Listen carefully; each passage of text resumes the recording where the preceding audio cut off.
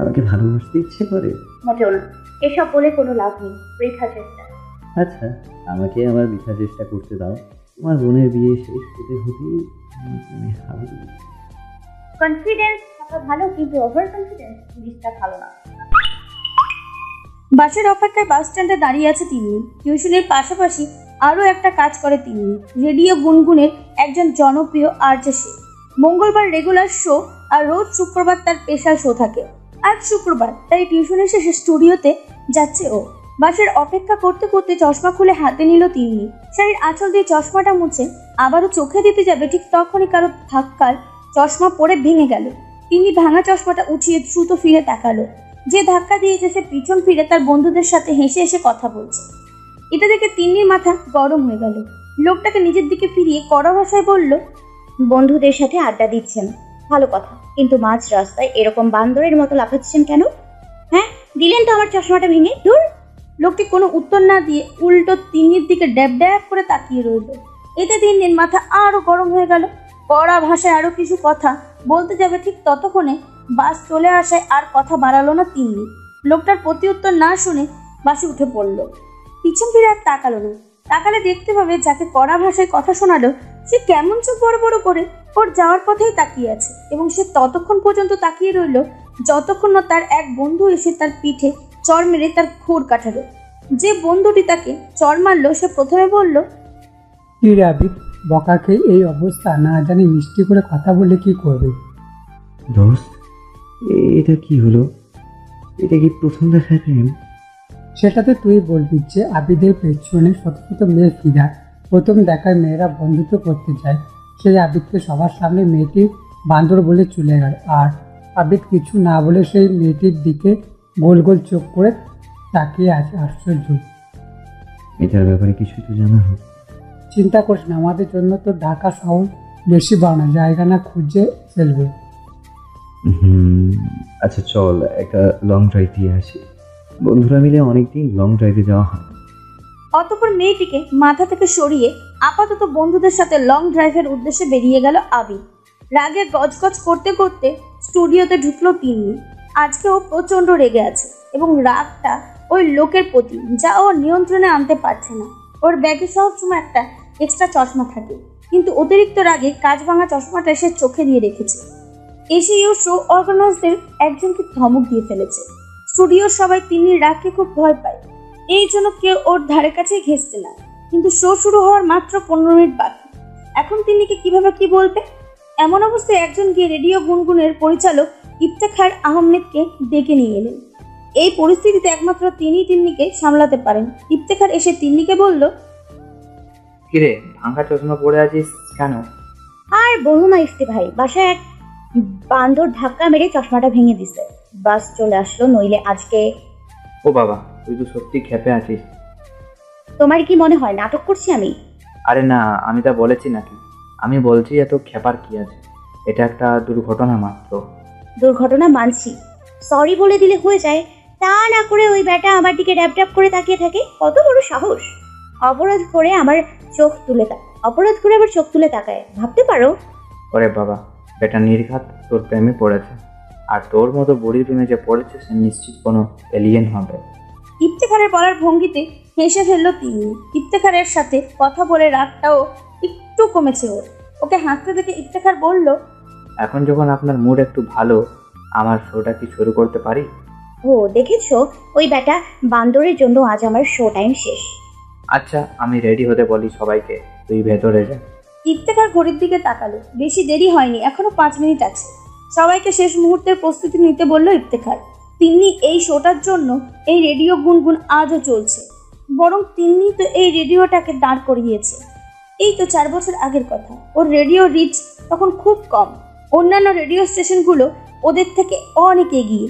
তিন্নি তখন সবে radio join করেছে, 18 বছরের ছোট্ট মেয়ে, কিন্তু বুদ্ধিতে ওর থেকেও বড়। ইফতেখারের যখন সিদ্ধান্ত নিল রেডিও গুনগুন বন্ধ করে বাবার কথা মতন তার বিজনেসে ঢুকে যাবে, তখনই এই তিন্নি তো ওকে ভরসা দিল। দুজন মিলে দিন রাত পরিশ্রম করে রেডিও স্টেশনটিকে আজ টপ 10 রেডিও স্টেশনের একটা করতে পেরেছে। ওর বিশ্বাস শীঘ্রই তা নাম্বার 1-এ চলে আসবে। তিন্নি মেয়েটা সাধারণ থাকার চেষ্টা করে, কিন্তু আসলে ও অসাধারণ। এই ছোট্ট বয়সে কত অসাধ্য সাধন করে বসে আছে। ইফতেখার শুধু ওকে ওয়ার্কিং পার্টনার হিসেবে চায় না, লাইফ পার্টনার হিসেবেও চায়। কিন্তু এই সামান্য কথাটা আজ পর্যন্ত তিন্নিকে বলতে পারেনি। ও সব কিছু তিন্নিকে বলতে পারে, প্রয়োজনে বকতে পারে, ওকে দিয়ে সব কিছু করাতে পারে। পুরো একান্ত ব্যক্তিগত গোপন তথ্য ও তিন্নির কাছে নির্দ্বিধায় ফাঁস করে দিতে পারে। শুধু একটা কথাই বলতে পারে না যে ও তিন্নিকে ভালোবাসে। গাড়ি স্টার্ট করেছে অবধি পাশের সিটে ওর বেস্ট ফ্রেন্ড রিহান বসেছে। পিছনে বাকি 3 বন্ধু শোভন, ফাইম আর রাফিন বসে আছে। শোভন ফোনের সময় দেখে রিহানকে রেডিও অন করতে বলল। ওর প্রিয় শো শুরু হবে এখন। রিহান রেডিও অন করতেই সেখান থেকে এক তরুণীর কণ্ঠস্বর ভেসে এলো। আসসালামু আলাইকুম সবাইকে। আপনারা শুনছেন সময়ের অসময়ের সব সময়ের রেডিও গুনগুন।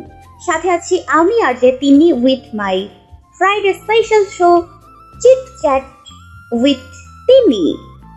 সবার আগে কিভাবে আমার সাথে যোগাযোগ করতে পারে সেটা জানাই। হুট করে গাড়ি ব্রেক করলো আবিদ। জোরে চিৎকার করে বলল, এই তো ঠিক আছে। হঠাৎ আবিদের কাজে সবাই বিস্মিত।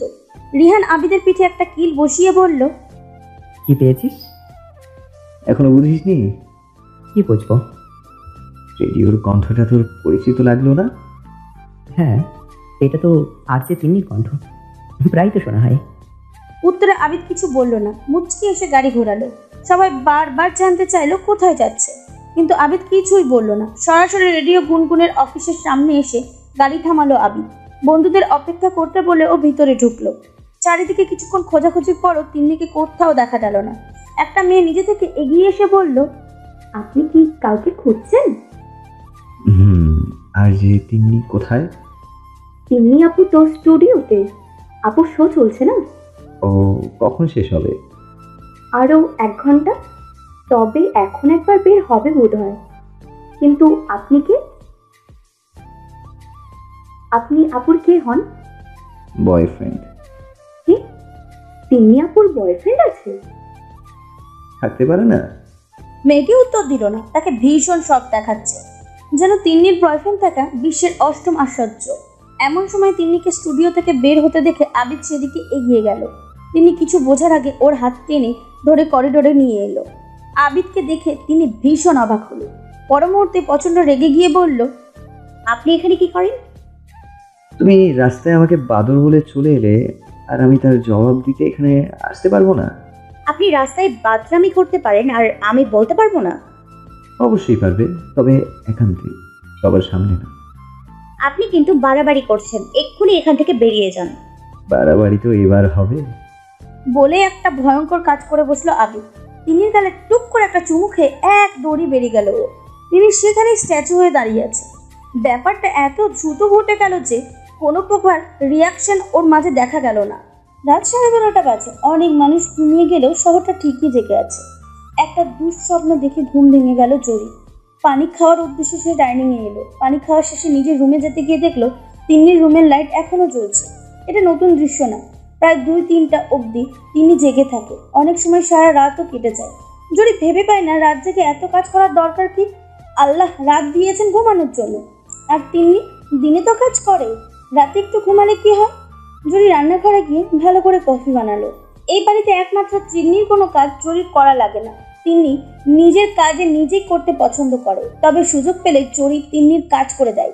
এই যেমন এখন কফি বানালো। কফিটা নিয়ে তিন্নি টেবিলের উপর রাখতেই তিনি মুচকি হেসে বলল, থ্যাংক ইউ জরিবু। এখন এক কাপ কফি খেতে খুব ইচ্ছে করছিল।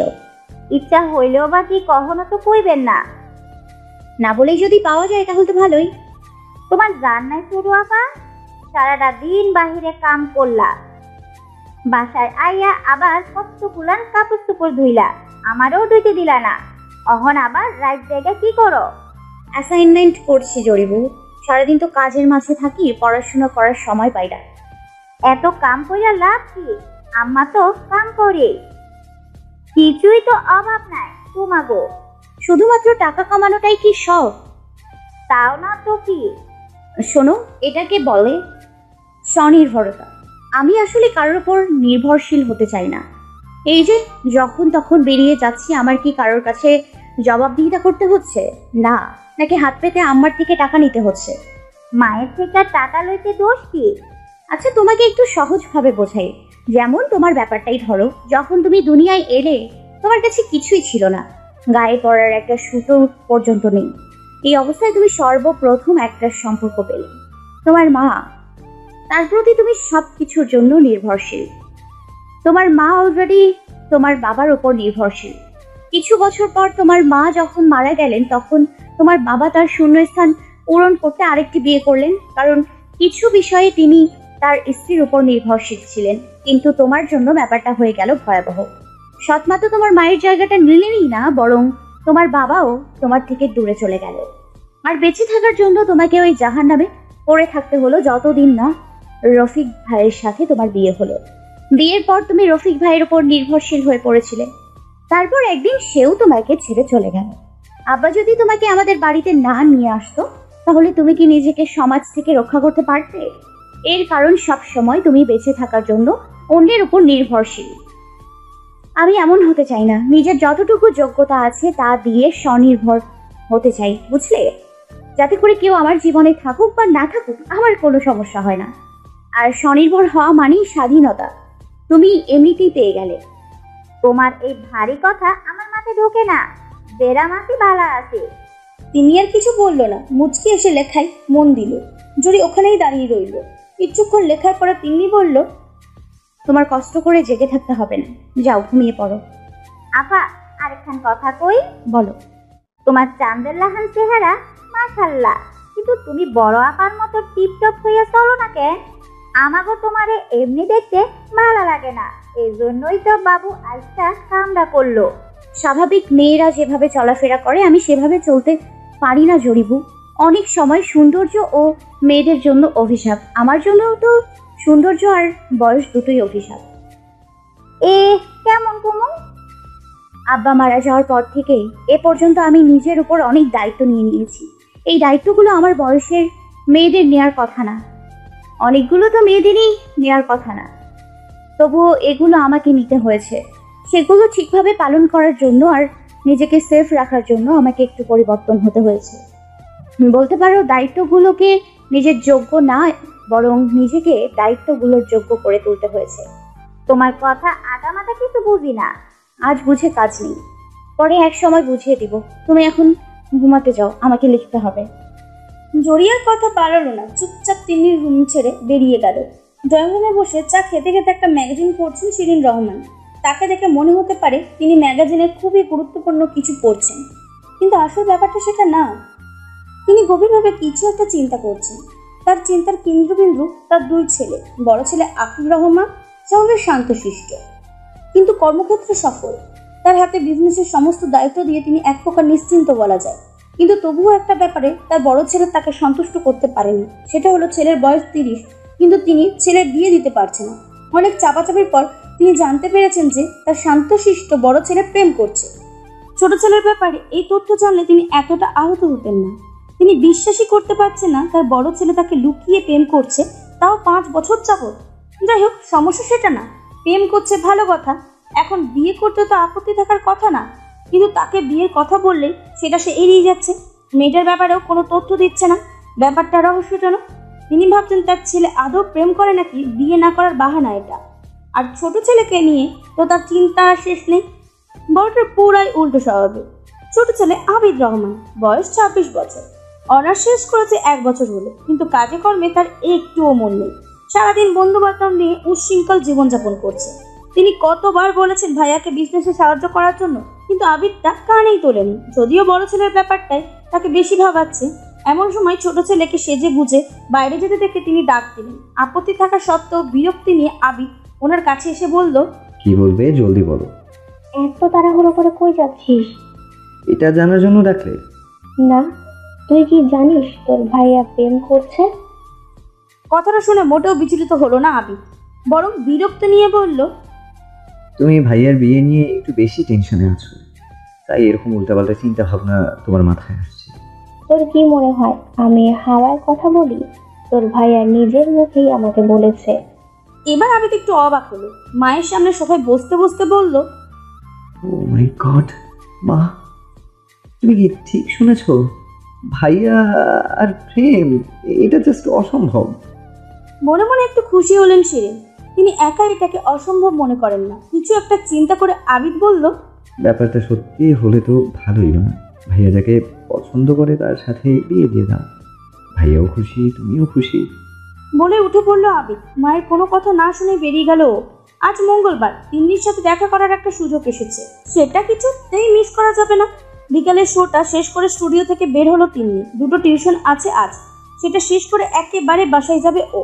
সেই উদ্দেশ্যে অফিস থেকে বের হলো তিন্নি, কিন্তু বের হওয়ার পর যে দৃশ্য দেখলো তাতে মাথা গরম হয়ে গেল ওর। ঠিক ওর অফিসের সামনে হাসি মুখে গাড়িতে হেলান দিয়ে দাঁড়িয়ে আছে আবিদ। তিনি নিজের রাগ নিয়ন্ত্রণ করে আবিদকে এড়িয়ে চলতে লাগলো। আবিদও তিন্নির পিছু পিছু আসছে। আবিদকে এড়ানোর জন্য তিনি দ্রুত হাঁটতে শুরু করলো। আবিদের মাথায় দুষ্ট বুদ্ধি এলো, তিন্নিকে রাগানোর জন্য ও দ্রুত হাঁটতে লাগলো। তিনি এবার দৌড় শুরু করলো। আবিদ ভেবাচাকা খেয়ে গেল। ও ভাবতে পারেনি যে তিনি দৌড় শুরু করবে। ও এক মুহূর্তে থমকে দাঁড়ালো, তারপর তিন্নিকে আটকাতে ওর পিছু পিছু ছুটলো। কিছুক্ষণ দৌড়ে তিন্নির মাথায় এলো ও কেন দৌড়াচ্ছে। লোকটাকে ভয় পাবার তো কিছু নেই। ও সঙ্গে সঙ্গে থেমে গেল। এতক্ষণ দৌড়াতে গিয়ে খেয়াল করেনি কোন দিকে যাচ্ছে। থেমে দেখলো অফিস থেকে কিছুটা দূরে একটা নির্জন জায়গায় চলে এসেছে। ও ফিরে যাওয়ার জন্য পিছন ফিরতে কেউ একজন ওর পেটে ছুরি ধরে বলল, যা আছে লক্ষ্মী মায়ের মতো দিয়ে দেন। হঠাৎ আক্রমণে ঘাবড়ে গেল তিন্নি। কোনো মতে তোদলাতে তোদলাতে বলল, আপনি কে? অত কিছু জানে তো আপনার লাভ নাই, যা আছে দেন, যা নিয়ে বাইরে হয়ে যান। দেখুন, আপনি কিন্তু বাড়াবাড়ি করছেন, আমি পুলিশ ডাকবো। কেমনে ডাকবা? একটু নর্সন করছো কি ছুরি তোমার পেটের মধ্যে? ঠিক সেই মুহূর্তে আবিদ পিছন থেকে এসে লোকটাকে চেপে ধরলো। লোকটার হাতে ছুরি তখনও ধরা রয়েছে। সেটা থেকে আবিদের ওপর হামলার চেষ্টা করলো লোকটা। তিনি ইতিমধ্যে চিৎকার শুরু করে দিয়েছে। আবিদ আর লোকটার মধ্যে তখনও ধস্তাধস্তি চলছে। তার মাঝে থেকে আবিদ বলল, চিৎকার না করে হেল্প করো আমাকে। কিভাবে? সেটাও কি আমাকে বলে দিতে হবে? আশেপাশে দেখো কিছু পাও কি না, সেটা দিয়ে লোকটাকে অ্যাটাক করো। তিনি কিছুক্ষণ আশেপাশে খুঁজে একটা লাঠি জাতীয় কিছু নিয়ে এলো। সেটা দিয়ে লোকটাকে উদ্দেশ্য করে সজরে বাড়ি মারতে আবিদ চিৎকার দিয়ে উঠল। ধস্তাধস্তির কারণে লোকটার আবিদের জায়গা বারবার পরিবর্তন হচ্ছিল। তাই লোকটার বাড়ি না লেগে বাড়িটা আবিদের মাথায় লাগলো। লোকটা ছাড়া পেয়ে তিন্নির দিকে আসতে যাবে, তখনই কিছু লোকজনের আওয়াজ শুনে সেখান থেকে দ্রুত সরে পড়ল। আবিদের মাথা ফেটে রক্ত বের হচ্ছে। তিনি দ্রুত সেখানে গিয়ে আবিদকে ধরে বসলো। আবিদের মাথায় আরও একটা দুষ্টু বুদ্ধি এলো। তিন্নির উপর ভর দিয়ে ও বেহুশ হওয়ার নাটক করলো। তিন্নি ওকে সামলাতে না পেরে ওকে নিয়ে মাটিতে বসে পড়ল। আবিদের কাটা জায়গা নিজের সাদা ওড়না চেপে ধরতে মুহূর্তেই সেটা লাল হয়ে গেল। আবিদকে বেহুশ হতে দেখে আর এত রক্ত দেখে ঘাবড়ে গিয়ে হুট করেই তিন্নি কাঁদতে শুরু করে দিল। এই মুহূর্তে ওর কি করা উচিত সেটা ওর মাথায় আসছে না। লোকটার প্রচুর রক্তপাত হচ্ছে, চোখটাও খুলছে না। লোকটা মরে যাবে না তো আপার? 4 ঘন্টা ধরে হসপিটালের করিডোরে বসে আছে তিন্নি।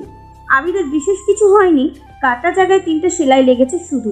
বেহুশ হয়ে গিয়েছিল বলে ডাক্তার সিটি স্ক্যান করেছে, কিন্তু তেমন কোনো সমস্যা পায়নি। তবে আবিদের মাথা ঘুরছিল বলে ওকে ঘুমের ওষুধ দিয়ে ঘুম পাড়িয়ে রাখা হয়েছে। এই মুহূর্তে তিনি নিজের উপর প্রচন্ড রাগ হচ্ছে। ও বুঝতে পারছে না একটু আগে ও কেন কাটলো। এর থেকেও কঠিন পরিস্থিতিতে শক্ত থেকেছে ও। তবে আজ কেন এমনটা হলো? এখন তো ওর মনে হচ্ছে ও এই পরিস্থিতির জন্য না, বরং লোকটার জন্য কাঁদছিল। এও কি সম্ভব? না না, লোকটার প্রতি কোনো রকম দুর্বলতা নিজের মনে আসতে দেওয়া যাবে না। এখন এখানে বসে না থেকে চলে যাওয়াই ভালো। কিন্তু তার আগে লোকটার একটা ব্যবস্থা করতে হবে। মনে মনে এসব ভাবছিল তিনি। আবিদের ওয়ালেট আর ফোনও কাছেই আছে। ইচ্ছা করলে এখনই ওর ফ্যামিলিকে ইনফর্ম করা যায়।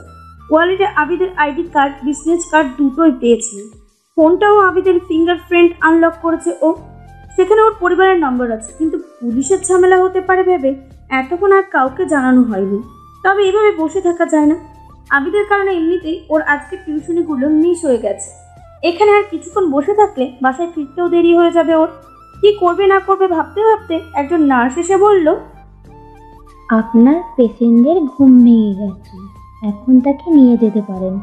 এত জলদি ঘুম ভেঙে গেল? খুব হালকা ডোজের ঘুমের ওষুধ ছিল। ডাক্তার সমস্ত চেক আপ করে ওনাকে এক্ষুনি ডিসচার্জ করিয়ে দিয়েছেন। রিসেপশনে বিল পে করে পেশেন্টকে নিয়ে যান। আচ্ছা। তিনি উঠে দাঁড়ালো। ওর মাথা ঝিমঝিম করছে। হুট করে ওর মনে পড়লো ও হসপিটালে একদম সহ্য করতে পারে না। তাহলে এতক্ষণ ও এই হসপিটালে কেন ছিল? ওহো, সবকিছু হাতের বাইরে চলে যাচ্ছে। আজকেই শেষ। এরপর থেকে আবিদের সাথে ওর দেখা করা যাবে না, কিচ্ছুতেই না। ও দ্রুত রিসেপশনে গিয়ে সমস্ত ফর্মালিটি শেষ করলো। তারপর আবিদের এক বন্ধুকে ফোন দিয়ে আবিদের বর্তমান অবস্থা জানিয়ে দিল এবং সবশেষে একটা চিরকুট সহ নার্সকে দিয়ে আবিদের ওয়ালেটে আর ফোন আবিদের কাছে পাঠিয়ে ও দ্রুত হসপিটাল ত্যাগ করলো। নার্সকে আবিদের হাতে জিনিসগুলো দিল। আবিদ তিন্নির ব্যাপারে জানতে চাইলে নার্স বলল, উনি তো চলে গেছেন। কখন গেল? এই তো কিছুক্ষণ আগে। ও, আর কথা বাড়ালো না আবিদ। চিরকুটটা খুললো। তিনি লিখেছে, আপনার হসপিটালের বিল পে করে দিয়েছি, আর আপনার একজন বন্ধুকেও ইনফর্ম করেছি। সে কিছুক্ষণের মধ্যেই চলে আসবে। আপনার সাথে দেখা হওয়ার দিন এবং আজ যা যা ঘটেছে তাতে দোষ আমাদের দুজনেরই ছিল। আমার তরফ থেকে আমি ক্ষমা চাইছি এবং আপনাকেও ক্ষমা করে দিলাম। আশা করি আমাদের আর দেখা হবে না। তিন্নি। চিরকুটটা পড়ে মেজাজ খারাপ হয়ে গেল আবিদের। ও চিরকুটটা কুটি কুটি করে ছিঁড়ে ফেললো আর মনে মনে বলল, দেখা হবে না বললেই হলো। Wait and watch miss Tinni, আবিদকে তোমায় ভালোবাসতেই হবে। বাসায় পৌঁছে সোজা নিজের রুমে চলে গেল তিনি। ভাগ্যিস কেউ ওকে খেয়াল করেনি। ওর গলায় আবিদের রক্ত মাখা ওড়না জড়ানো, কেউ দেখলে এখন হাজারটা ব্যাখ্যা দিতে হতো। এই অবস্থায় একদমই এসবের মুখোমুখি হতে ইচ্ছা করছে না ওর। সবার আগে গোসল করতে হবে ওকে। রক্ত আর হসপিটালের গন্ধ শরীরে মেখে আছে। ও ভাবতে পারছে না আজকে ওর কি হলো, পরপর এতগুলো ভুল কেন করলো। যেখানে শত অসুস্থতাতেও ও একটা টিউশনি বাদ যায় না ওর, সেখানে আজকে দুটো টিউশনি বাদ গেল। বাবার মৃত্যুর পর গত 4 বছরে একবারের জন্যও কাঁদেনি, অথচ আজ প্রায় অপরিচিত একটা লোকের জন্য ও কাঁদলো। আর অপছন্দের হসপিটালেও 4 ঘন্টা বিনা কোনো সাবকাশন ছাড়াই কাটিয়ে দিল। তাহলে কি ইতিমধ্যে ওর মনে অনুভূতি সৃষ্টি হয়ে গেছে? না না, অসম্ভব। এই অনুভূতি ও কিছুতেই একসেপ্ট করবে না। ভালোবাসা একটা মানুষের সবকিছু ধ্বংস করে দিতে পারে। একটা মানুষের জীবনে ভালোবাসা আসলে মানুষটা নিজের সমস্ত নিয়ন্ত্রণ হয়, তখন সেই মানুষটিকে পুরোপুরি নিয়ন্ত্রণ করে ভালোবাসা। ওর কাঁধে তো শুধু নিজের জীবন না, আরো অনেক জীবন ওর সিদ্ধান্তের উপর নির্ভর করে। তিনি মনে মনে নিজেকে কঠোরভাবে বোঝালো, তোর জন্য বিয়ে, ভালোবাসা এই দুই হারাম তিন্নি। তুমি সব কিছুর দায়িত্ব নিতে পারো, কিন্তু এই দুই সম্পর্কের দায়িত্ব কোনোভাবেই পালন করতে পারবে না। এ তোমার পক্ষে অসম্ভব। তাই এই দুটো জিনিসই তোমার জীবনের জন্য নিষিদ্ধ। তিন্নি, টেবিলে খাবার দিয়েছি মা, জলদি আয়। হঠাৎ শায়লার কণ্ঠে চিন্তায় ভাটা পড়ল তিন্নি। দ্রুত গোসল সেরে রুম থেকে বেরিয়ে এলো ও। সবাই খেতে বসে গিয়েছে। শায়লা এসে ছোট মেয়ের প্লেটে ভাত উঠিয়ে দিলে তিন্নি বলল, তুমি খেতে বসো আম্মা, আমি নিজে নিয়ে নিতে পারবো। সেটা আমিও জানি, আজ না হয় আমি বেড়ে দিলাম। তিন্নি আর কথা বাড়ালো না। এটা নিয়ে এখন তর্ক করতে ইচ্ছা করছে না। ও তিথিকে উদ্দেশ্য করে বলল, কিরে, পরীক্ষার প্রস্তুতি কেমন? ভালোই। ভালোই বললে তো হবে না, এটা ফাইনাল। এখন বাইরে কম গিয়ে পড়াশোনার মন দে। আর মাত্র 15 দিন আছে পরীক্ষার। ভালোই পরীক্ষাটা শেষ করে তারপর ঘোরাঘুরি, অনেক সময় পাবে। আর আম্মা আজ থেকে রোজ রাতে ওকে 1 গ্লাস দুধ খেতে দেবে। শোন, রাত জেগে কোনো পড়াশোনা না, দিনের মধ্যে সব শেষ করবি। কালকেও দেখেছি রাত 3টা পর্যন্ত তুই নেটে ছিলি। পরীক্ষা শেষ না হওয়া পর্যন্ত প্রতিদিন রাত 11টার সময় ফোনটা আমার কাছে দিয়ে দিবি, ঠিক আছে? আর কয়েকটা দিন, এরপর আর তোর ওপর কোনো জোর জবরদস্তি করবো না। এমন কেন বললি? আমি কি কখনো অভিযোগ করেছি? এমনিতেই বললাম, হবু ডাক্তার বলে কথা। ডাক্তার হই বা যাই হই, তোর অবস্থান আমার কাছে কখনোই বদলাবে না, বুঝেছিস? হয়েছে, এবার খেয়ে নে। আর কোনো কথা হলো না খাবার টেবিলে। খাওয়া দাওয়া শেষ করে যে যার রুমে চলে গেল। স্মৃতি দ্রুত রুমে ঢুকে আফিফকে মেসেজ করলো, এক্সাম শেষ না হওয়া পর্যন্ত আমার ফোন রাত 11টা থেকে তিন্নির কাছে থাকবে। রাতে কোনো রকম টেক্সট বা কল করো না। সঙ্গে সঙ্গে আফিফের মেসেজ এলো, তোমার বোনকে না একদিন আমি 10 তলা থেকে নিচে ফেলে দেবো। বিয়েটা তো হতেই দিচ্ছে না, এখন আবার প্রেমে বাড়ে। উফ, বিরক্তিকর। তিথি আর কথা বাড়ালো না। মেসেঞ্জার থেকে লগ আউট করে ফোনটা তিন্নির কাছে দিয়ে এলো।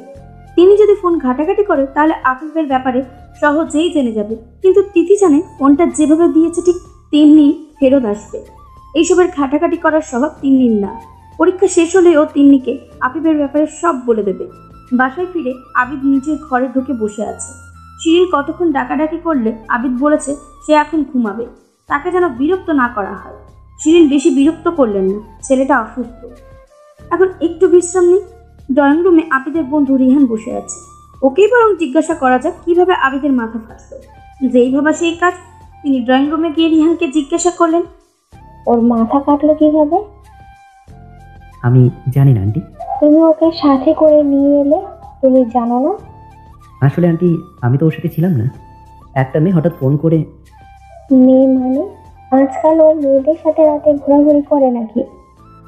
না না আন্টি, মেয়েটাকে হাসপাতালে নিয়ে গেছিল। আমাকে বললো আপনার বন্ধুর মাথা কেটে গেছে, হাসপাতালে নিয়ে এসেছি, আপনি দয়া করে ওনাকে নিয়ে যান। তুমি মেয়েটির পরিচয় জানতে চাওনি? চেয়েছিলাম। মেয়েটি বললো আমার পরিচয় না জানলেও চলবে, আমি একজন পথচারী মাত্র। আপনি ওনাকে নিয়ে যান, আমি ঠিকানা পাঠাচ্ছি।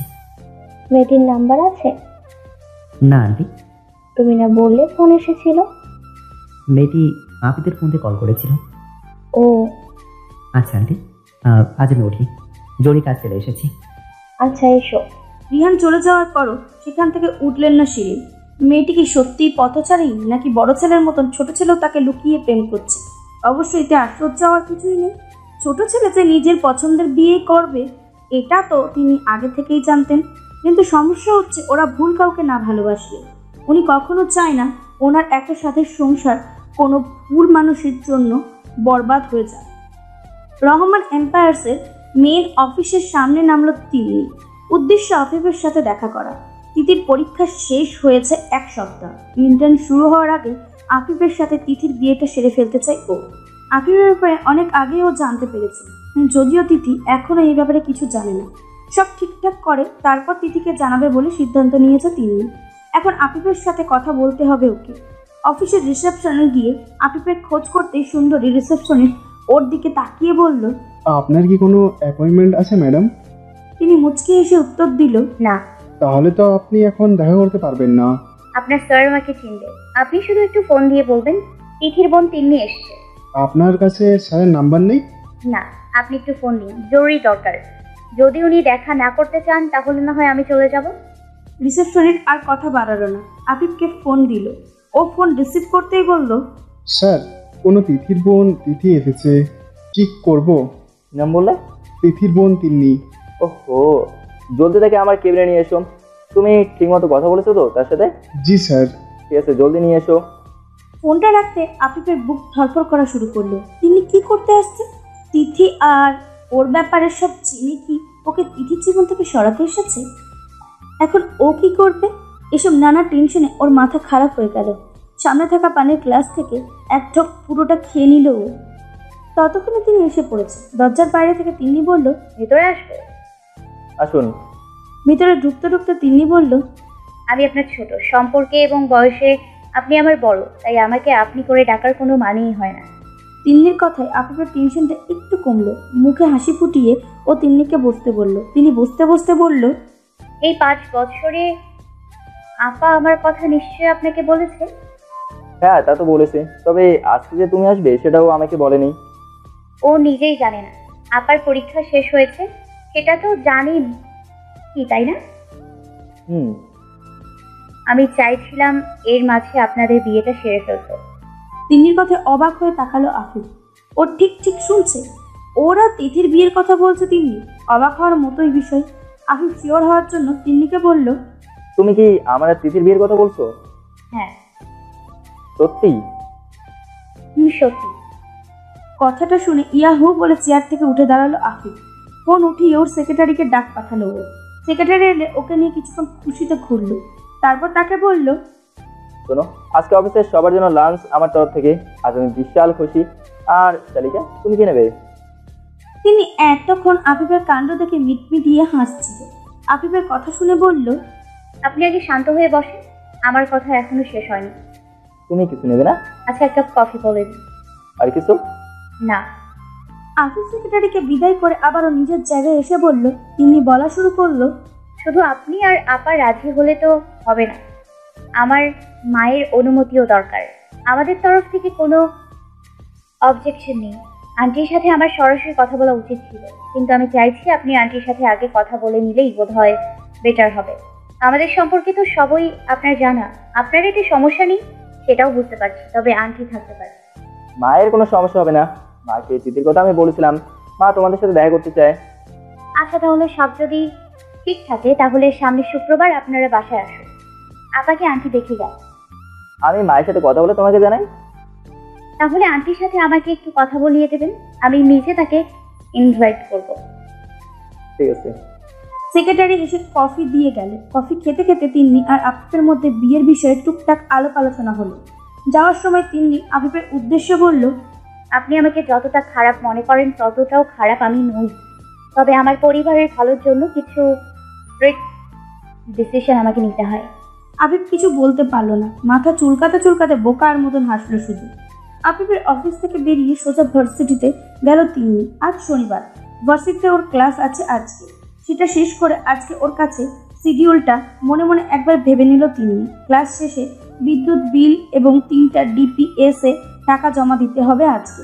তারপর বাসায় যাবে। বিকেল 3টায় টিউশনি রয়েছে। তারপর আর কোনো কাজ নেই। একবার ইফতেখারের সাথেও কথা বলতে হবে ওকে। শুক্রবার যদি আফিফরা আসে তাহলে শুক্রবার কোনো কাজ করা যাবে না।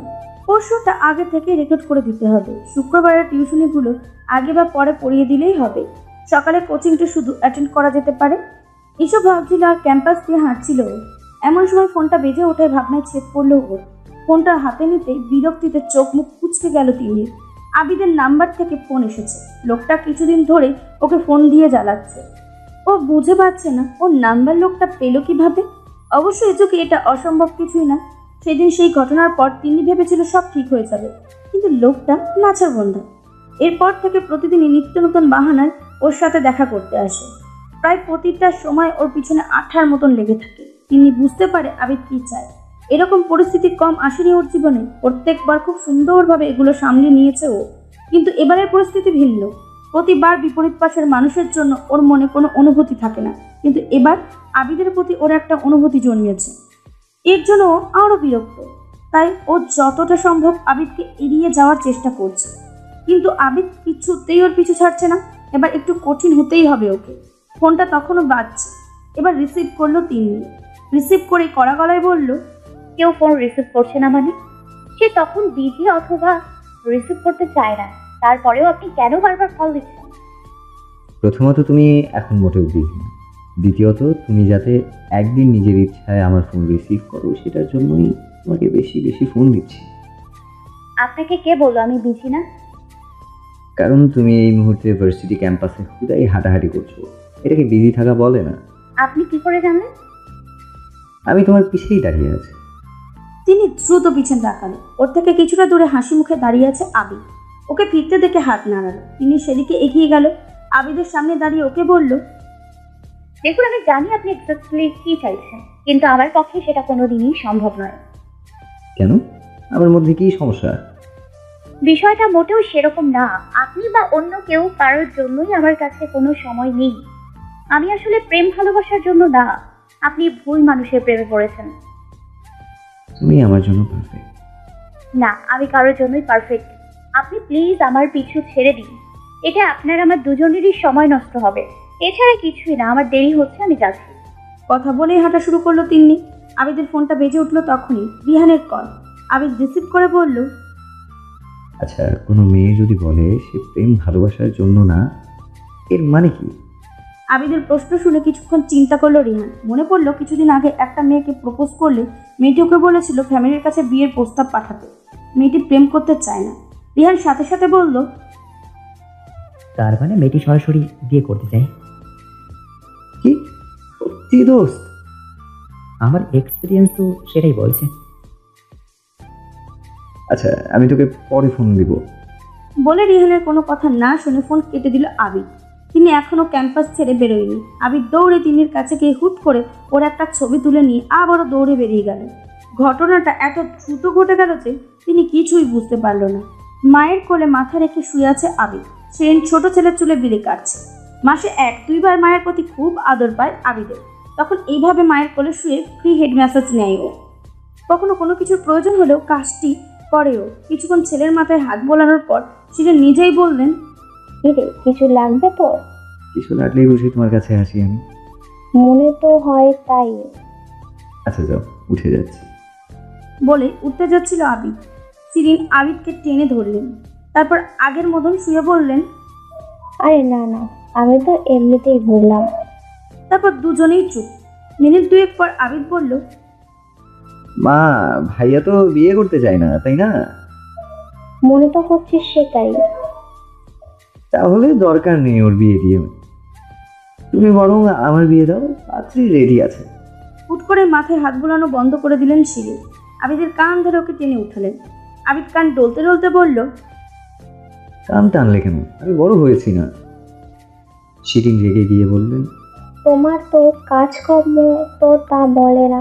কতবার বলেছি ভাইয়াকে বিজনেসে সাহায্য করো, তখন বাবু বলেন ওনার কাজ করার বয়স হয়নি, এখন বিয়ে করতে চায় বলে বলছে বড় হয়েছি না।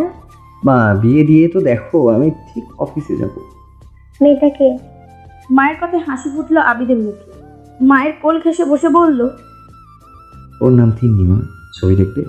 দেখা।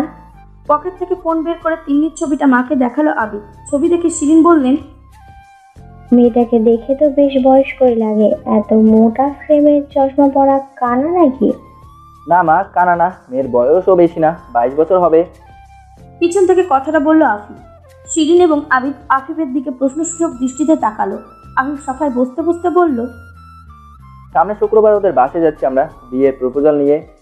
শিরিন কিছুই বুঝতে পারছে না। আবিদ 32 পাটি দাঁত বের করে হেসে বলল, ভাইয়া, তুই আমার ব্যাপারে এত ভাবিস, এটা ঠিকানা বের করে ফেলেছিস। এখন আমার বিয়ের প্রস্তাব তুই নিয়ে যাবি। তুই ওয়ার্ল্ডের বেস্ট ভাইয়া। আরে আরে, তোর বিয়ের প্রপোজাল নিয়ে যাবো কে বললো? আমি তো আমার কথা বলছি। অবাক হয়ে তাকালো আবিদ। বলল, তার মানে, এক মিনিট, তুই যার সাথে প্রেম করছিস সে তিন্নি? এই জন্যই তিন্নি আমার প্রপোজাল অ্যাকসেপ্ট করেনি? আরে না, আমি তিন্নির কথা বলছি না। তাহলে? ওর বড় বোন তিথিকে বিয়ে করবো আমি। ও তাই বল, তাহলে তো ভালোই হলো। দুই ভাই এক বাড়িতে বিয়ে করবে। এটা সম্ভব না। কেন? তিন্নি কখনো তোকে বিয়ে করবে না। কেন ভাইয়া, ওকে অন্য কাউকে ভালোবাসে? না, এখানে অনেক কাহিনী আছে, তুই ওকে চিনিস কতদিন? 1-1.5 মাসের মতো। দুই ছেলের কথোপকথন কিছুই বুঝতে পারলেন না শিরিন। তিনি দুজনকে ধমকে চুপ করালেন। তারপর বড় ছেলের দিকে তাকিয়ে বললেন, তুই কাকে বিয়ে করবি বলবি? মায়ের কথায় ভাইয়ের দিক থেকে নজর সরিয়ে মায়ের দিকে দিল আফিফ। মনের মধ্যে কথাগুলো গুছিয়ে নিয়ে বলল, আমি তোমাকে সেদিন বললাম না আমি একটা মেয়েকে পছন্দ করি? বলেছিলি। ওর নাম তিথি মা, আমি ওকেই বিয়ে করতে চাই। সত্যি তুই বিয়ে করবি? মেয়েটা কে, কেমন দেখতে, কি করে, ফ্যামিলি কেমন? মা, এক এক করে প্রশ্ন করো, একসাথে এতগুলো প্রশ্নের উত্তর আমি কিভাবে দেবো? আর ওর নাম তিথি মা। মেয়েটা কেন করছো তুমি? আচ্ছা, আগে তিথির ছবি দেখা আমাকে। মায়ের কথা মতন ফোন বের করে তিথির ফোনে ছবি দেখালো আফিফ। ছবি দেখে শিরিন বললেন, মেয়েটা তো বেশ সুন্দর। তোমার পছন্দ হয়েছে? হ্যাঁ, কিন্তু শুধু সুন্দর দেখতে হলে তো হবে না, ওর সম্পর্কে সব জানতে হবে। কি করে মেয়েটি? মেডিকেলের ছাত্রী মা, এই তো কয়েকদিন আগে ওর ফাইনাল ইয়ার শেষ হলো, রেজাল্ট বের হলেই ডাক্তার। ওই তুই এই মেয়ের খোঁজ কেমন করে পেলি?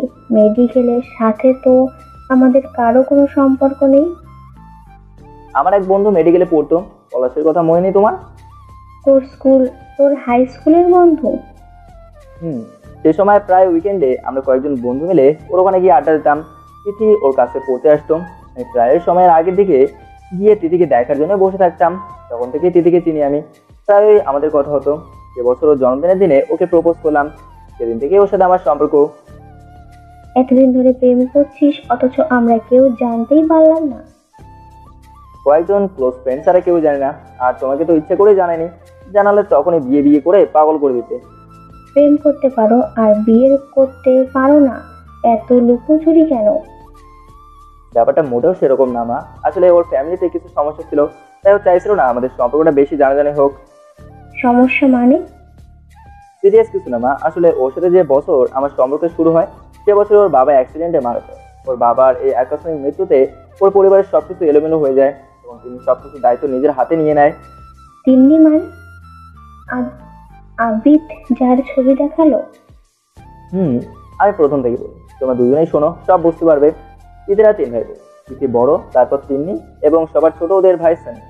তিথিরা মধ্যবিত্ত পরিবারের বলা যায়, তবে গ্রামে ওদের অনেক জায়গা জমি থাকার কারণে সেখানে বেশ ভালোই প্রতিপত্তি আছে ওদের। ওদের বাবা যখন মারা যায় তখন তিথি সবে মেডিকেলের ফার্স্ট ইয়ারে পড়ে, আর তিনি তখন ইন্টার পরীক্ষা দিয়েছে মাত্র। ইনফ্যাক্ট ওর বাবা যেদিন অ্যাক্সিডেন্ট করে ও সেদিন লাস্ট পরীক্ষা ছিল। আর মানে ওদের ভাই তখন স্কুলেই ভর্তি হয়নি, 3-4 বছর বয়স হবে। মানে বুঝতেই পারছো কোন পরিস্থিতিতে ওরা পড়ছিল। সুযোগ পেয়ে গ্রামে ওদের যত শত্রু ছিল সবাই নানাভাবে ওদের পেইন দিতে থাকলো। ঢাকায় ওদের যে ফ্ল্যাটটা ছিল ওটা ওর বাবা মারা যাবার কয়েক মাস আগে কিনেছিলেন, তবে তার জন্য অফিস থেকে লোন নিয়েছিলেন তিনি, যেটা শোধ করে যেতে পারেননি তিনি। এমন পরিস্থিতিতে ওদের জায়গা জমি নিয়েও বেশ ঝামেলা বাঁধলো। ওর মা সাধারণ হাউস ওয়াইফ, শিক্ষিত হলেও এসব ব্যাপারে মোটেও অভিজ্ঞতা নেই তার। ওর বাবা একটা প্রাইভেট ফার্মে জব করতেন। ওদের পরিস্থিতি দেখে আন্টিকে জব অফার করলেন তারা, যদিও সেটা ওদের বাবার পোস্টের থেকে কিছুটা নিচের, কিন্তু এতে ওদের লোন শোধ এবং টেম্পোরারি একটা সমাধান হয়ে যাচ্ছিল। কিন্তু আন্টির এত আত্মবিশ্বাস ছিল না, সব মিলিয়ে খুবই গোলমেলে অবস্থা। তিথি বড় সন্তান হলেও ওর বা আন্টির কারো পক্ষে এই অবস্থা সামাল দেওয়ার মতো ক্ষমতা বা মানসিকতা ছিল না। তখন তিনি স্ট্যান্ডিং, তখন ওর কতই বা বয়স, 18 বছর হবে। তিথির মুখে শোনা সেই ছোট্ট বয়সেই সব বড় বড় সমস্যা দক্ষতার সাথে সলভ করেছে ও। প্রথমত ওদের জমি জমা নিয়ে যে সমস্যাটা সেটা সলভ করলো, তারপর আন্টিকে চাকরিটা নিয়ে এক প্রকার বাধ্য করলো। তখন তিথির সাথে দেখা হলেই তিথি বলতো তিনি সারা রাত জেগে আন্টির সাথে অফিসের জরুরি কিছু কাজ করছে। বলতে গেলে আন্টিকে হাতে ধরে কাজ শিখিয়েছে ও। নেট ঘেটে বিভিন্ন বই পড়ে আগে নিজে শিখেছে, দেন আন্টিকে শিখিয়েছে। তখন থেকেই ভীষণ অ্যাক্টিভ ও। মাসে 4-5টা টিউশনি করায়, একটা কোচিংয়ে পড়ায়, আবার রেডিও স্টেশনেও কাজ করে, সাথে নিজের পড়াশোনা তো আছেই। এসব সামলাতে সামলাতে হয়তো মেয়েটা পাথর হয়ে গেছে। ওদের ফ্যামিলির সব সিদ্ধান্ত ওই নেই। আন্টি বা তিথি কখনো ওর কোনো সিদ্ধান্তের বিরুদ্ধে যায় না। আন্টি শুধু অফিসে যায়, মাস শেষে বেতন পায়, ওনার ভূমিকা এতটুকুই। কিন্তু তিনি ওদের পড়াশোনার খরচ, যাবতীয় বিল পে করা, মাসের বাজার সবকিছুই দেখে আসছে। কতবার তিথি আমাকে বলেছে যে সে তাড়াতাড়ি পড়াশোনা শেষ করে ডাক্তার হতে চায়, তারপর তিনি কিছু দায়িত্ব নিজের কাঁধে নিতে চায়। এখন আন্টি বেশ ভালো পজিশনে আছে, সমস্ত লোন পরিশোধ করা হয়েছে, বেতন পায় ভালোই। কিন্তু তিনি তেমনই আছে। তিথি বলে তিনি একবার যে বিষয়ে না বলে তা আর হ্যাঁতে পরিবর্তন করা যায় না। তবে ও যে বিষয়ে না করে পরবর্তীতে দেখা যায় সেটা আসলেই ক্ষতিকারক। এই যে 5 বছর ধরে তিথি আমার সাথে রিলেশনে আছে, সেটা আমরা লুকিয়েছি ওর কারণে। ও প্রথম থেকেই বলেছে পড়া শেষ করে তিথির বিয়ে দেবে না। এই একটা কারণে আমি ওকে কখনোই পছন্দ করতাম না। কিন্তু আজ যখন ওর সাথে দেখা হলো তখন ওর ব্যাখ্যা শুনে নিজেই গিল্ট ফিল করলাম। ওর সাথে আমার আর তিথির বিয়ে নিয়ে আলোচনা করছিলাম। সেটা শেষ করে যাওয়ার আগে ও আমাকে বললো, আমি জানি আপনি আমাকে বিশেষ পছন্দ করে না, তবে আমার জন্য আপনাকে এতদিন অপেক্ষা করতে হলো। আসলে আমি চেয়েছিলাম আপা তার পড়া শেষ করুক। আপনি হয়তো বলবেন বিয়ের পরেও তো ও পড়তে পারতো, কিন্তু অনুভূতি মানুষকে বোকা বানিয়ে ফেলে। এখন আপা শুধুমাত্র পড়ালেখায় ফোকাস করতে পারছে। যখন বিয়ে হবে, ওর একটা সংসার হবে, কোনো সিদ্ধান্ত নেওয়ার আগে ওকে অবশ্যই আপনাদের কথা মাথায় রেখেই সিদ্ধান্তটা নিতে হবে। আমি আমাকে দেখেছি আমাদের কারণে নিজের কত ইচ্ছার জলজলি দিতে। আমি চাই না আমার মতো অবস্থা ওর হোক। পর নির্ভরশীলতা মানুষকে জড় পদার্থ বানিয়ে দেয়। আমি জানি আপনাদের ফ্যামিলিতে বিয়ে হলে ওর বাইরে কাজ করতে কোনো অসুবিধা হবে না। এই 5 বছর ও একটা ট্র্যাকে থেকে পড়াশোনা করেছে। আমি আমার বোনকে চিনি, মাঝে যদি ওর বিয়ে হতো তাহলে দেখা যেত এক ইয়ার ড্রপ দিয়ে বসে আছে। এই জন্য পড়াশোনা শেষ হলে ওর বিয়ে দিতে চেয়েছি। তিনি মেয়েটা ওর বয়সী, অন্য মেয়েদের তুলনায় বেশি ম্যাচিউর। ওদের বাবার শূন্য জায়গাটা ও পূরণ করেছে। এখন পরিস্থিতি এমন, ও সরে আসলে আবার ওর পরিবার এলোমেলো হয়ে যাবে। আমি যতদূর জানি তিনি সামনে কখনো ওর বিয়ের সম্বন্ধীয় কোনো বিষয় বলা নিষেধ। এই অবস্থায় তোমার ছোট ছেলের জন্য ওর আশা ছেড়ে দেওয়াই ভালো। আপাতত ফোকাসটা আমার বিয়েতে রাখা উচিত। এই পর্যায়ে আবিদ বলল, ভাইয়া তুই শুধু নিজের কথাই ভাবছিস। মোটেও না, তোকে সতর্ক করছি, যেটা সম্ভব না সেটা করতে যাস না। আর কিছুদিনের পরিচয়ে ওই জন্য এত পাগল হওয়ার তো কিছু নেই। দেখ ভাইয়া, আমি কিছু জানি না, শুধু জানি আমি ওর ব্যাপারে সিরিয়াস। বিয়ে করলে ওকে করব, যা কিছু করতে হয় করব, কিন্তু ওকে আমাকে ভালোবাসতেই হবে। আবিদ বেশি বাড়াবাড়ি করিস না। মা তুমি কিছু বলো। সিন 2 ছেলেকে ধমক দিয়ে থামিয়ে দিলেন, তারপরে বললেন, একবারে 2 মেয়েকে 2 ছেলের জন্য আনতে আমার কোনো সমস্যা নেই, কিন্তু শুধু আমি চাইলেই তো হবে না, তাদেরও তো চাইতে হবে। আর বিয়ে কোনো ছেলের হাতের মোয়া না যে চাইলাম আর সাথে সাথে হয়ে গেল। আফিফ যেহেতু বড়, আগে ওর বিয়েটাই ঠিক করতে হবে। তিথি আর আফিফের সব ঠিক হলে আমি তিন্নির ব্যাপারেও বলবো, তবে আগে ওদের সাথে দেখা করতে হবে তো, নাকি? মায়ের কথা আফিফ বলল, ভালো কথা, তিনি তোমার সাথে কথা বলতে চেয়েছে, তোমাকে শুক্রবার জন্য নিজে ইনভাইট করবে বলে। ঠিক আছে, ওর নাম্বারটা দে, আমি ফোন দেই। আফিফ নিজের ফোন থেকে তিন্নিকে কল দিয়ে ফোনটা মায়ের কাছে দিল। শিরিন ফোনটা কানে লাগিয়ে অপেক্ষা করতে থাকলেন। 3বার রিং হতেই তিন্নি ফোন রিসিভ করে বলল, আসসালামু আলাইকুম আফিফ ভাই। ওয়ালাইকুম সালাম, আমি আফিফের মা বলছিলাম। ও সরি আন্টি, আমি বুঝতে পারিনি। দোষটা তো তোমার না, ছেলেটাকে বললাম আমার ফোন থেকে কল দেই। ছেলে আমার বিয়ের খুশিতে এত এক্সাইটেড যে নিজের ফোন থেকেই কল দিয়ে দিল। তুমি নাকি আমার সাথে কথা বলতে চাও? জি আন্টি, আসলে এসব বিষয়ে বড়দের কথা বলা উচিত, কিন্তু আফিফ সব কিছু বলেছে আমাকে। আমি আম্মাকে বলেছিলাম আপনার সাথে কথা বলতে, কিন্তু আম্মা সবকিছুই আমার উপর ছেড়ে দিয়েছেন। আসলে আমি চাইছিলাম আপার ব্রেকের মধ্যেই বিয়েটা যাতে হয়ে যায়। ইন্টার্নশিপ শুরু হলে তো সময় বের করা সমস্যা, আর দুই পরিবারের মধ্যেও তেমন পরিচিতি নেই। তাই যদি এই শুক্রবার আপনারা সপরিবারে আসতেন তাহলে ভালো হতো। হ্যাঁ, আমিও চাচ্ছি বড় ছেলের বিয়ে জলদি দিয়ে দিতে। শুক্রবার দিনটি ভালো। তাহলে আন্টি আপনাকে জানিয়ে দিই আপনারা শুক্রবার আসছেন। হ্যাঁ, তাহলে ওই কথাই রইল। কিন্তু তুমি কি এখন বাইরে, নাকি চারদিকে এত শব্দ? জি আন্টি, টিউশনি শেষ করে বাসায় ফিরছি এখন। আচ্ছা, তাহলে সাবধানে বাসায় যাও, পরে কথা হবে। আল্লাহ হাফেজ। আল্লাহ হাফেজ। বাসায় ফিরেই তিনি মাকে গিয়ে আফিফদের আসার কথা বলল। তিনি বেশিরভাগ সময় রাতেই গোসল করে, এতে সারাদিনের ক্লান্তি একেবারে দূর হয়ে যায়। আজকেও তিনি রাতে গোসলে ঢুকলেন, তবে বারবার ফোন বেজে ওঠে। বেশিক্ষণ ধরে গোসল করা গেল না। দ্রুত গোসল ছেড়ে বেরিয়ে ফোন হাতে নিলেও গ্রামের বাড়ির নাম্বার থেকে ফোন এসেছে। ও জলদি কল ব্যাক করলো। এখন রাত 9টার মতন বাজে। গ্রামে এটা অনেক রাত। এমন সময় কেন ফোন করেছে? তাহলে কি দাদির কিছু হলো? এইসব নানা টেনশনে তিন্নির মাথায় এলো। ওপাশ থেকে ফোন দেওয়ার সাথে সাথে ফোন রিসিভ হলো। তিনি দ্রুত বলল, কি হয়েছে ভাবি, দাদি ঠিক আছে? চিন্তা করো না, আল্লাহর রহমতে দাদি ভালো আছে। তোমার ভাই কথা কইবো হেল্লাইজাই ফোন দিছে। ও কোথায় দাও জসিম ভাইকে? এই তো ধরো, কথা কও। বলেই ফোনটা স্বামীর দিকে বাড়িয়ে দিল কাজল। জসিম ফোনটা কানে ঠেকিয়ে বলল, কি ভালো সবাই? আলহামদুলিল্লাহ। ওখানে কি খবর? খবর বেশি ভালো না। সালাউদ্দিনে পোলা লইগা বেশি বার বেড়েছে। কেন, কি করেছে? ওদের বাড়ির লইগা আমরা যে জমি আছে তার অনেকগুলোই বাড়ি ঢুকাই ফেলেছে।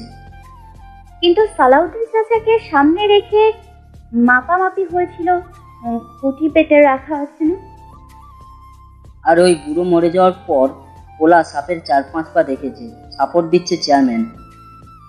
চেয়ারম্যান চাচা আছে এর মধ্যে? হ্যাঁ, বুঝো না, চেয়ারম্যানের বাড়ি পুকুরে বড় বড় মাছ, তারপর সবজি, মুরগি, কত কিছুই যাচ্ছে। আমার লইগা ইচ্ছে ছিল পয়দাদের। আমারে কইল এতদিন তার জমি নাকি আমরা খাইছি, এবারে নাকি সঠিকভাবে মাইপা জমি ফেরত নেব। চিন্তা করো না, আমি দেখেছি। দাদি কোথায়? কথা কইবা? যাক, দেখে আছে। হ্যাঁ, তাহলে দাও।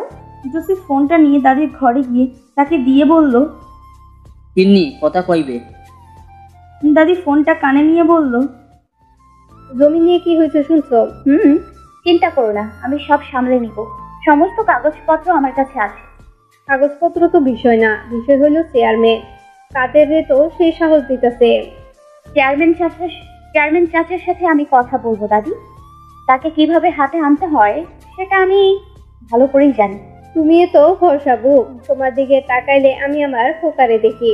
দাদি ওসব বাদ দাও, জানো তো আপার বিয়ের কথা হচ্ছে। সত্য নাকি? এখনো ফাইনাল কিছু হয়নি। এই শুক্রবার ওরা আপাকে দেখতে আসবে। ছেলে আপার পরিচিত, ফ্যামিলি ভালো। এই ছেলের সাথেই আপার বিয়ে হওয়ার সম্ভাবনা বেশি। তাইলে তো হইলই, তুমি যখন সব দেখছো আমাদের তো কোনো চিন্তাই নাই। তুমি আসবো না দাদি? আমি বুড়া মানুষ, আমি গিয়া কি করব? বিয়া ঠিকঠাক করো, পরে দেখা যাইব। ভালো কথা, বিয়া কিন্তু এখানেই হইব। আমি বলে দেখব, কিন্তু তাদের মতামতেরও একটা বিষয় আছে। শত হলেও ছেলে পক্ষ। ঠিক বলছো, তোমার আব্বাই চাইছিল বড় মাইয়ার বিয়াটা সারা গ্রামে খাওয়াইব, ধুমধাম করব। আল্লাহ তারে সেই সুযোগ দিল না। বলতে বলতে গলা ধরে আসলো দাদি। তিন্নি ফোন কেটে দিল। ওর ভালো লাগছে না। বহুদিন পর কষ্টটা আবারও গলায় এসে আটকে গেছে। পানি খেতে হবে ওকে, প্রচুর পানি। কিছুতেই কষ্টটা বাইরে আসতে দেওয়া যাবে না। শুক্রবার সকালে কোচিংয়ে স্পেশাল ক্লাস থাকে তিন্নির। সেটা শেষ করে আজকের জন্য প্রয়োজনীয় বাজার করে বাড়ি ফিরল তিন্নি। আজ আর অন্য কোনো কাজ রাখেনি ও। মায়ের হাতে বাজারের ব্যাগ তুলে দিয়ে রান্নাঘরের জোগাড় শুরু করে দিতে বলে নিজের রুমে গেল ও। আলমারি খুলে আকিবের জন্য আনা আংটি বের করলো ও। আর যদি কোনোভাবে আংটি বদল হয় তাহলে ওদের ও প্রস্তুতি রাখা উচিত। আংটির বক্স নিয়ে আবার রান্নাঘরে ফিরে এলো ও। মায়ের হাতে বক্সটা দিয়ে বলল, আফিফ ভাইয়ের জন্য এনেছি, দেখা তো কেমন হয়েছে। শালা বক্স খুলে অবাক হয়ে গেল। আংটিটা বেশ দামি, 1050-এর নিচে তো হবেই না। মাকে অবাক হতে দেখে তিন্নি বলল, এত অবাক হচ্ছে কেন? আংটিটা তো বেশ দামি। এটা অবাক হওয়ার কি আছে? আফিফ ভাইয়ের জন্য এটা খুবই সামান্য। বড়লোক জামাই চাও আর তার যোগ্যতা অনুযায়ী কিছু দিতে চাও না, এটা তো হতে পারে না। হ্যাঁ রে মা, এখন বিয়েটা দিতে চেয়ে কি ভুল করেছি? এরকম কেন বলছো? একটা বিয়েতে তো কম খরচ না, আর তার উপরে ছেলেপক্ষ বেশ বড় লোক। তাদের চাহিদা পূরণ করতে গিয়ে আমার খরচ নিয়ে তোমাকে তো চিন্তা করতে বলিনি, আর ওদের চাহিদা পূরণ আমি করব। এসব চিন্তা আমার। তুমি শুধু তোমার বড় মেয়ের বিয়েতে ফোকাস করো। আমার উপর ভরসা নেই তোমার? তোর ওপর ভরসা করে তো এতদূর পর্যন্ত এলাম। তাহলে এখন সব চিন্তা ছাড়ো, যাওয়া আংটিটা রেখে এসো, তারপর রান্না বান্না শুরু করে। ওরা কিন্তু দুপুরে খাবে। আচ্ছা। শালা বেরিয়ে গেলে তিনি রান্নার কাজে হাত লাগালো। জরি মাছ আর মুরগি কাটছিল। তিনি জরিকে জিজ্ঞাসা করলো, আপা উঠেছে? হ্যাঁ, খুব সকালে। হ্যাঁ রে, এত খুশি আগে দেখি নাই। পছন্দের মানুষের লগে বিয়া, খুশি তো হইব। আপাকে তো এসছি পর্যন্ত দেখলাম না। সে আর ভাইজান মিল্লা ঘর দুয়ার গোছায়। অহন মনে হয় ভাইজান ঘরে। ও, সান্দিও আজ ঘুম থেকে উঠে পড়েছে। আপা, আপনার ফুপুরা আইব না? ছোট ফুপারা গ্রামে গেছে। বড় ফুপু আসতে চেয়েছিল, কিন্তু তার হাঁটুর ব্যথাটা বেড়েছে। সৈকত ভাই আর ভাবিকে আসতে বলেছিলাম রাইসাকে নিয়ে। ভাইয়া আসতে পারবে না, তার অফিসে কোনো একটা মিটিং আছে বোধ হয়। তবে ভাবি একটু পরেই চলে আসবে। রনক ভাই আইব না? মেলা দিন তারে দেখি না। রনক ভাই ঢাকায় নেই। তুমি এদিকটা একটু দেখো, আমি এক্ষুনি আসছি। বলেই সেখান থেকে উঠে এলো তিনি। নিজের রুমে এসে ফোন হাতে নিল ও। রনকের সাথে কথা হয় না অনেক দিন। ওকে একটা ফোন করবে কি? করা কি ঠিক হবে? অবশ্য এই কষ্ট নিয়ে কতদিন কাটাবে রনক? এখন ওর সব কিছুই ভুলে যাওয়া উচিত। আর তার শুরুটা তিথির বিয়ে থেকেই শুরু করবে তিনি। আপাতত রনককে একটা ফোন দেওয়া দরকার। প্রথমবার ফোনে রনককে পাওয়া গেল না। দ্বিতীয়বার ফোন দেওয়ার আগেই রনক কল ব্যাক করলো। ফোন রিসিভ করতেই উপাস থেকে রনক বলল, কি রে, ছোটবেলার প্রেমকে এতদিন পর মনে পড়লো? মনে তো সবসময় পড়ে, কিন্তু তোমাকে তো সবসময় পাওয়া যায় না। দেখো, আজ তোমার সবার আগে আসার কথা, আর তুমি কিনা কোন বন জঙ্গলে পশু পাখির ছবি তুলছো। হ্যাঁ, মা কালকে ফোন দিয়ে বললো তিথির বিয়ের কথা হচ্ছে। চিন্তা করিস না, বিয়ে পাকাপাকি হোক, তখন সবার আগে আমি এসে হাজির দেব। সেটাই আগে থেকে ছুটি নিয়ে নেবে। তোমাকে ছাড়া একটা বিয়ের ঝামেলা একা আমার পক্ষে সামলানো অসম্ভব। এই কথা তুই বলছিস? এতদিন তো আমাকে ছাড়াই সব কিছু হলো। হঠাৎ রনকের কথা কোনো উত্তর দিল না তিনি। কি বলবে ও রনককে? যে রনকের কষ্ট বাড়াতে চায় না ও, তাই এতদিন ওকে এখানে আসতে জোর করেনি। তিনি খুব ইচ্ছা করলো বলতে, আমাকে ক্ষমা করে দাও রনক ভাই, তোমার ভালোবাসার দাম আমি কোনো দিনই দিতে পারবো না। কিন্তু কথাটা মুখের কাছেই আটকে গেল। শুধু সাহস করে তিনি বলল, তুমি কেমন আছো রনক ভাই? এতদিন পর তোর মনে হলো ফোন করে জানতে চাই রনক ভাই কেমন আছে? সরি রনক ভাই, আমার উপর অভিমান করেছো। তুই কে যে তোর উপর অভিমান করব? আমার কারোর উপর কোনো অভিমান নেই। তোমাকে সব সময় আমার প্রয়োজন হয়েছে। যখনই কোনো ঝামেলায় পড়েছি বারবার চেয়েছি তোমাকে ডাকি, কিন্তু পরে মনে হলো এই ঋণ শোধ করার ক্ষমতা আমার নেই। তাই প্রতিবার নিজেকে সংযত করতে হয়েছে। ঋণ? আমার সাথে কি তোর ঋণের সম্পর্ক? আমাকে তুই নিজের কেউ ভাবিস? ভাবি বলেই আজ তোমাকে ফোন দিলাম। এই দায়িত্ব তোমাকে ছাড়া পালন করা অসম্ভব। ঠিক আছে, তিথির বিয়ের ডেট আমাকে জানিয়ে দিস, সেই অনুযায়ী ছুটি নিতে হবে তো। তাহলে রাখি, এখন অনেক কাজ বাকি। ফোন ডাকতেই তিনির এতক্ষণ আটকে রাখা চোখের পানি সমস্ত বাঁধ অতিক্রম করে গড়িয়ে পড়ল। তিনি জানে রনকের চোখও শুক্র নেই। আল্লাহ মানুষকে এত সীমিত ক্ষমতা দিয়ে কেন পৃথিবীতে পাঠিয়েছেন? কেন? তিন্নিদের বাসার সামনে গাড়ি থামালো আবির। সবাই নেমে গেল, ও নামছে না দেখে শিরিন এগিয়ে এসে বললেন, কিরে গাড়ি থেকে নামোস না কেন? তোমরা যাও, আমি গাড়ি পার্ক করে আসছি। আচ্ছা জিনিসগুলো নামিয়ে দে আগে।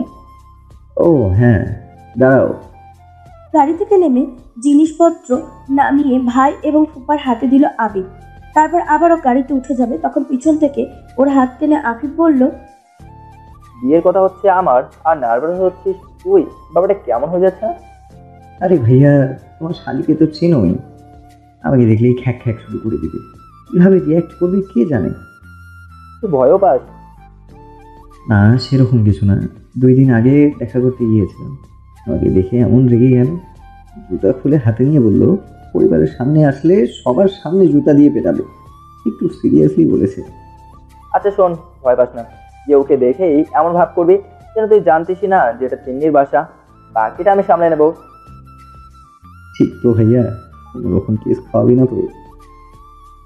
আরে না, আমার ভালোবাসা আমি পাচ্ছি, আর আমার ভাই তার ভালোবাসা পাবে না, এটা কি হয় নাকি?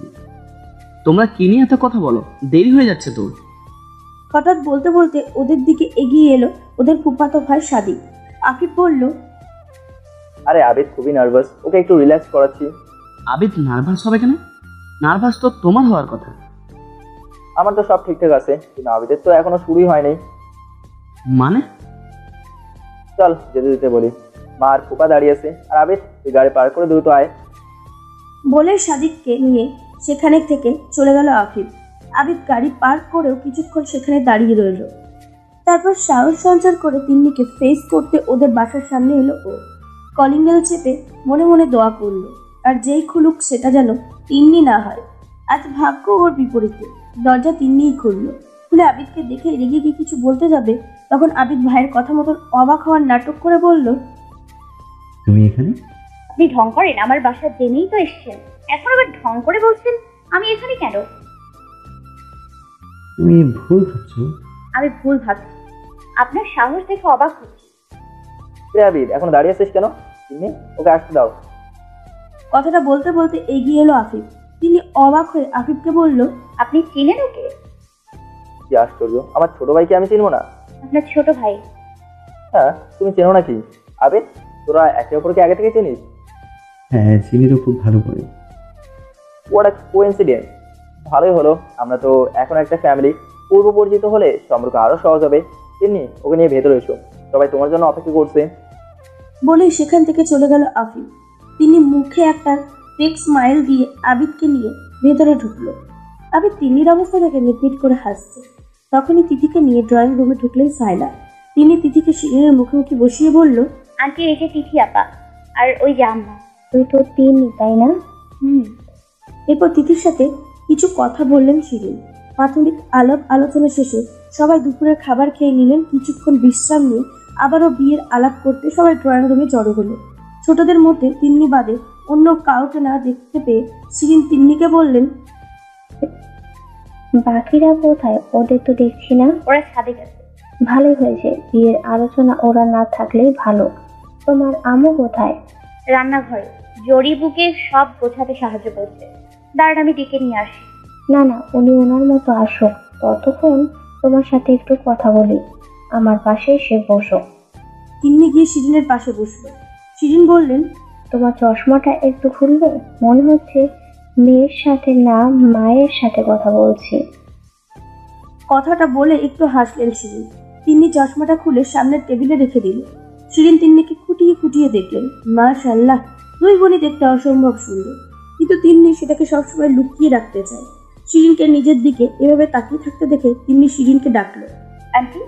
শিরিন তিন্নির হাত দুটো নিজের হাতে নিয়ে বললেন, আফিফের মুখে যখন তোমার ব্যাপারে শুনলাম তখন আমার অতীতের কিছু স্মৃতি মনে পড়ে গেল। আফিফের বাবা যখন মারা গেলেন তখন ওর বয়স 10 বছর, আর আবিদ আরও ছোট, 5 বছর হবে। 2 ছেলেকে নিয়ে আমি তখন ভাবছি, বলা যেতে পারে তার উপর বিজনেস সামলানোর মতো কেউ নেই। সুযোগ পেয়ে সবাই নিজেদের আসল রূপ দেখানো শুরু করলো। ছেলেরা হওয়ার আগে ওর বাবা জোর করে আমাকে অফিসের বিভিন্ন কাজে ইনভলভ করত, কিন্তু সে যাওয়ার পর অফিসে বসার একবারও আমার মাথায় আসেনি। আফিফ সেই বয়সেও ভীষণ বুদ্ধিমান ছিল। আমাকে এসে বলল, আচ্ছা মা, তাড়াতাড়ি বড় হতে হলে কি করতে হয়? সবাই বলে আমি যদি বড় হতাম তাহলে আজ এত সমস্যা থাকতো না। তখন আমার মনে হলো আমার কষ্ট হয় হোক, আমার ছেলেদের অধিকার পাওয়ার জন্য ওদের শৈশব নষ্ট করা অসম্ভব। তখন নিজেকে শক্ত করলাম। বিশ্বস্ত কিছু মানুষের সাহায্যে ওই পরিস্থিতি থেকে ঘুরে দাঁড়ালাম।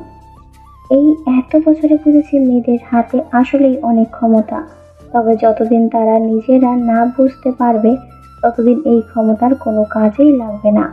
এই পৃথিবী আমাদের জন্য সুরক্ষিত নয় সত্য, কিন্তু আমরা চাইলে নিজেদের সুরক্ষিত রাখার ক্ষমতা রাখি। আজ এতদিন পর নিজের মতো কাউকে দেখে সত্যিই ভালো লাগলো তিন্নি। অবশ্য তোমার পরিস্থিতি আমার থেকেও বেশি কঠিন ছিল। কঠিন সময় কেটে গেছে আন্টি। হ্যাঁ, তোমাকে অভিনন্দন। আপনাকেও। আমার জানা ছিল না আপনি এতটা কষ্ট করেছেন এক সময়। আমার মনের জোর এখন দ্বিগুণ হয়ে গেছে, এজন্য আপনাকে ধন্যবাদ। শিরিন একটু হাসলেন শুধু। শালা হাতের কাজ শেষ করে ড্রয়িং রুমে এলেন। মাকে নিজের পাশে বসিয়ে তিন্নি বলল, আম্মা এসে পড়েছে আন্টি, তাহলে বিয়ের বিষয়ে কথা বলা যাক। আমি চাইছি আজকে এঙ্গেজমেন্টটা করতে। আপনার কোনো সমস্যা নেই তো বেআইন? তিন্নির সমস্যা না থাকলে আমার কোনো সমস্যা নেই। শিরিন মুচকি হেসে তিন্নির দিকে তাকালেন। তিন্নি বলল, আমাদের কোনো সমস্যা নেই আন্টি। তিথির বিষয়ে বিবেচনা করে সামনের মাসে 21 তারিখে বোধ হয় ঠিক হবে। 21 থেকে 30 তারিখের মধ্যে বিয়ের সমস্ত অনুষ্ঠান হয়ে যাবে। কি বলো? আমাদের কোনো আপত্তি নেই আন্টি, আমিও মনে মনে ওই ডেটগুলোই ভাবছিলাম। একটা বিয়ের প্রস্তুতি নিতে তো সময় প্রয়োজন, এই সময়ের মধ্যে সবকিছু হয়ে যাওয়ার কথা।